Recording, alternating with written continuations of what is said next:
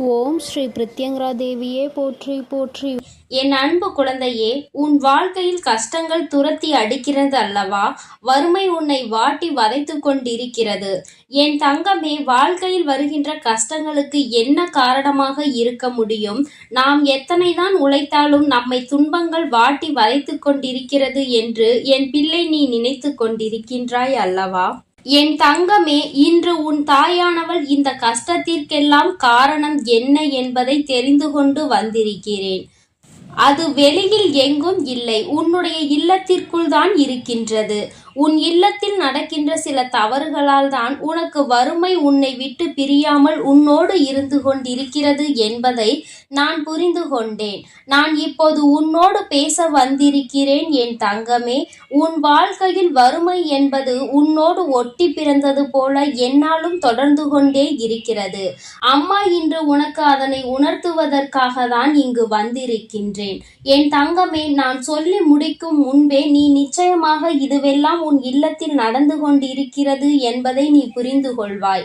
ஏனென்றால் அம்மா காரணம் இல்லாமல் உன்னிடத்தில் எதையும் கொண்டு வந்து சேர்ப்பது கிடையாது. உனக்கு எது பிரச்சனையாக இருக்கிறதோ, எதனால் உனக்கு நடக்கின்றதோ, அது நல்ல விஷயங்களாக இருந்தாலும் சரி, கெட்ட விஷயங்களாக இருந்தாலும் சரி, அதை முன்கூட்டியே உன்னிடம் சொல்லி விடுவதற்காக தான் உன் அம்மா வந்து கொண்டிருக்கின்றேன். என் தங்கமே, உன்னிடத்தில் அதை பற்றி நான் முழுமையாக சொல்கிறேன். இதையெல்லாம் நீ நிச்சயமாக இன்று இரவுக்குள் தெளிவாக புரிந்து கொண்டு நாளையிலிருந்து இந்த தவறினை நீ ஒருபோதும் செய்யக்கூடாது.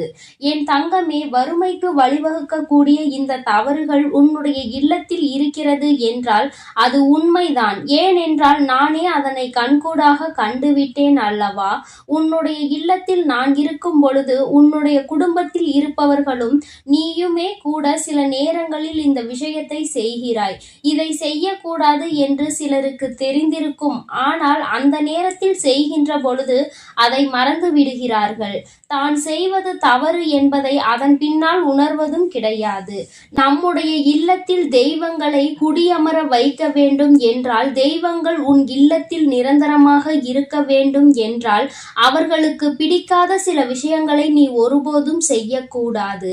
நீ நன்றாக இருக்க வேண்டும் என்றுதான் அவர்கள் உனக்கு ஆசீர்வாதங்களை வழங்க வருகிறார்கள். அந்த நேரத்தில் நீ அவர்களை அவமதிக்கும் விதமாக நடந்து கொண்டால் அது அவர்களுக்கு மனவேதனையை கொடுத்துவிடும். அப்படியே அங்கிருந்து சென்று விடுவார்கள்.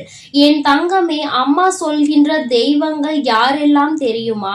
உன்னுடைய குடும்பத்தில் வறுமை இல்லாமல் இருக்கவும், செல்வ செழிப்போடு இருக்கவும் உனக்கு துணையாக இருக்கக்கூடியவர்கள் லட்சுமி தேவியானவரும் குபேரரும் தான்.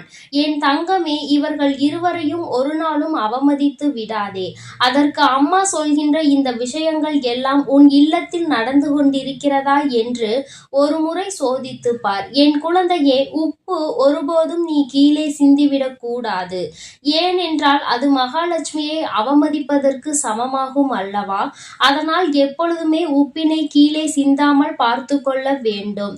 தெரியாமல் சிந்துவது வேறு, தெரிந்தே அங்கும் இங்கும் அறக்க பறக்க வேலை செய்யும் பொழுது கீழே கொஞ்சம் மேலே கொஞ்சமாக சிந்திக் கொண்டு இருக்கக்கூடாது. உப்பினை கையில் எடுக்கும் பொழுது லட்சுமி தேவியாரினுடைய அம்சம் என்ற எண்ணத்தை மனதில் வைத்து கொண்டு அதனை பொறுமையாக கையாள்வாய். ஆனால் அது உன்னுடைய சமையலுக்கு அளவோடு போய் சேரும் என்பதை நீ மறந்து விடாதே என் தங்கமே. அதுபோல நல்லெண்ணெய், ஏலக்காய், மிளகு, கடுகு இதையெல்லாம் நீ கீழே சிந்திவிடக் கூடாது. ஏனென்றால் இது சனி பகவானை அவமதிப்பதற்கு சமமாகும். இவையெல்லாம் சனி பகவானுக்கு உகந்த பொருள் அல்லவா? அதனால் இதுவெல்லாம் நீ சிந்தினால் அது அவரை அவமதிப்பதற்கு சமம். அதுபோல சாதத்தை பாத்திரத்தில் இருந்து கரண்டி உரசும் வரை சத்தம் கேட்கும்படி துடைத்து வலித்து எடுக்க கூடாது. இது அன்னபூர்ணி ஆகும். அன்னபுவனேஸ்வரியை நீ அவமதிப்பதற்கு இது சமமாகும் என்பதை முதலில் புரிந்துகொள். என் தங்கமே, சாதத்தை வீணடிப்பதும் இதற்கு நிகரான செயல்தான் என்பதை நீ புரிந்துகொள். சத்தம் உள்ளே கேட்க கூடாது. என் குழந்தையே, நீ இப்படி என்னாலும் வாழ்க்கையில் பின்பற்ற வேண்டும். அதுபோல குபேரருக்கு பிடித்த உணவு ஊறுகாய். தட்டில் ஊறுகாயை வீணடிக்க கூடாது. அப்படி வீணடித்தால் அது குபேரரை அவமதி அவமதிப்பதற்கு சமம். நிறைய ஊறுகாயை வைக்கும் பொழுது எப்படி வைக்க வேண்டும், எவ்வளவு வைக்க வேண்டும் என்று தெரியாமல் சிலர் அதனை வீணடித்து விடுகிறார்கள். பொதுவாக ஊறுகாயை அதிக அளவில் எடுத்துக்கொள்ள முடியாது. ஏனென்றால் அது உப்பு காரமும் அதிகமாக இருக்கக்கூடிய ஒரு பொருள். அதனால் தேவைக்கு இன்றி அதிகமாக அதனை எடுத்து வைத்துவிட்டு அதன் பிறகு அதனை வீணடிக்க கூடாது. குபேரரின் அம்சமாக விளங்கக்கூடிய ஊறுகாய், நிச்சயமாக அதை நீ அவமதிக்கின்ற செயலை செய்தால் அது குபேரரை அவமதிப்பதற்கு சமம் என்பதை முதலில் புரிந்துகொள். என் தங்கமே, அம்மா சொல்கின்ற இந்த விஷயம் மிகவும் முக்கியமான விஷயம். பூஜை அறையில் குத்து விளக்கு தவறி தெரியாமல் கீழே விழுந்தாலும் சரி, ஏற்றிய விளக்கு அணைந்தாலும் சரி, உன் குலதெய்வத்திற்கு உடனடியாக நீ காணிக்கையினை முடிந்து வைக்க வேண்டும். ஏனென்றால் இது போன்ற இந்த 2 செயல்களும் நடக்கிறது என்றால் குலதெய்வம் உன்னிடத்தில் ஏதோ ஒரு விஷயத்தை சொல்ல வருகிறார்கள் என்பதை நீ புரிந்து கொள்ள வேண்டும். என் தங்கமே, அதனால் அவர்களுக்கு உடனடியாக காணிக்கை முடிச்சை நீ எடுத்து வைக்க வேண்டும். எப்பொழுது அவர்களை காண வேண்டிய நேரம் உனக்கு வருகிறதோ, எப்பொழுது உன்னுடைய குலதெய்வ கோயிலுக்கு செல்ல வேண்டிய நேரம் உனக்கு கிடைக்கின்றதோ, அன்று அந்த காணிக்கை முடிச்சினை நீ அங்கே கொண்டு உண்டியலில் போட்டாலும் சரி, அதை வைத்து அவர்களுக்கு ஏதேனும் பூஜை பொருட்களை வாங்கி கொடுத்தாலும் சரி. என் குழந்தையே, இது போன்ற செயல்கள் எல்லாம் உன் இல்லத்தில் சரியாக நடக்கிறதா என்று ஒரு முறை சிந்தித்து பார். என் தங்கமே, ஏற்றிய தீபம் அணைந்தால் வருத்தப்பட தேவையில்லை. குலதெய்வம் உன்னை காண வேண்டும் என்று நினைக்கிறார்கள் என்பதை நீ அப்பொழுது புரிந்து கொண்டால் போதும். காணிக்கை முடிச்சுகளை உடனடியாக அந்த நேரத்திலேயே நீ முடிந்து வைத்து குலதெய்வத்தின் பெயரை சொல்லி அவர்களை மனதார வணங்கி நீ இதனை செய்தால் போதும். என் தங்கமே, இப்படியெல்லாம் உன்னுடைய இல்லத்தில் சில தவறுகள் தொடர்ந்து நடந்து கொண்டே இருக்கிறது. முக்கியமாக இதில் குறிப்பாக நடக்கக்கூடிய விஷயம், சாதத்தினை கரண்டி அடியில் படும் வரை சத்தம் போட்டு வலித்து எடுப்பது. என் தங்கமே, அங்கு இருக்கின்ற 1-2 பருக்கைகளை அப்படியே விட்டுவிடு. என் தங்கமே, அம்மா அந்த சாதத்தை நான் அப்படியே எடுக்கவில்லை என்றால் அது வீணாகத்தானே போகும் என்று நீ நினைக்கலாம். என் தங்கமே, அது அப்படி அல்ல. கடைசியாக இருக்கின்ற அந்த சாதத்தை உன்னுடைய கையால் வலித்து எடுத்து நீ கால்படாத இடத்தில் போட்டாலும் சரி, எறும்புகள் நடமாட்டம் இருக்கின்ற இடத்தில் போட்டாலும் சரி, காகத்திற்கு போட்டாலும் சரி, யாரேனும் ஒருவருக்கு அது பயன்படக்கூடியதாக இருக்க வேண்டும். யாரேனும் ஒருவருக்கு, யாரேனும் வாயில்லாத பூச்சிகளுக்கு அது உணவாக மாறிவிட்டால் அது உனக்கு மிகப்பெரிய பலன்களை கொடுக்கும். அதை உன்னை வீணடிக்க சொல்லவில்லை.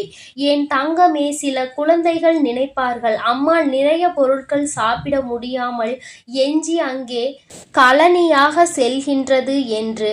கழனி என்றால் அத்தனை மோசமான விஷயம் கிடையாது. என் தங்கமே, அதை மாடுகள் உணவாக அருந்துகின்றார்கள் அல்லவா? அதனால் அதை நீ வீணாக்குவதாக ஒருபோதும் நினைக்காதே. இன்னொரு உயிருக்கு உணவாக தான் கொடுக்கிறாய் என்பதை முதலில் புரிந்துகொள். வீணாக்குவது என்பது என்ன தெரியுமா? யாருக்குமே பயன்படாமல் அந்த உணவு போவதுதான். நீ எங்கே போடுகிறாய், எப்படி போடுகிறாயோ அந்த இடத்திற்கு எந்த ஒரு உயிரினமும் வராது. அதை அவர்கள் யாருமே உண்டு பலன் கிடைக்காமல் போவார்கள். அது போன்று செய்வதுதான் வீணடிப்பது என்பதை முதலில் நீ புரிந்துகொள். என் தங்கமே, அம்மா சொல்கின்ற விஷயம் உனக்கு புதிதாக தோன்றலாம்.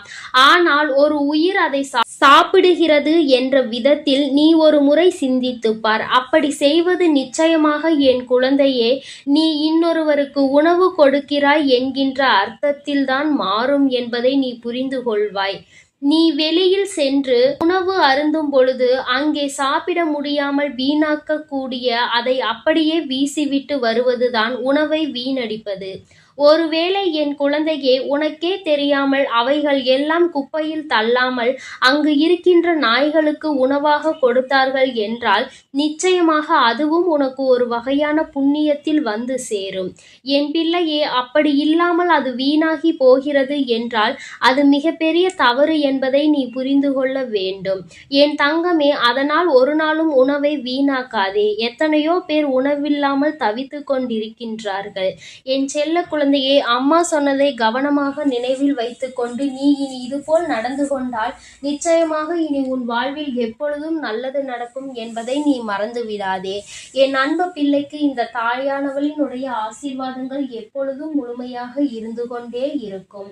ஓம் ஸ்ரீ பிரத்யங்கரா தேவியே போற்றி போற்றி. ஓம் ஸ்ரீ பிரத்யங்கரா தேவியே போற்றி போற்றி. ஓம் ஸ்ரீ பிரத்யங்கரா தேவியே போற்றி போற்றி. ஓம் ஸ்ரீ பிரத்யங்கரா தேவியே போற்றி போற்றி.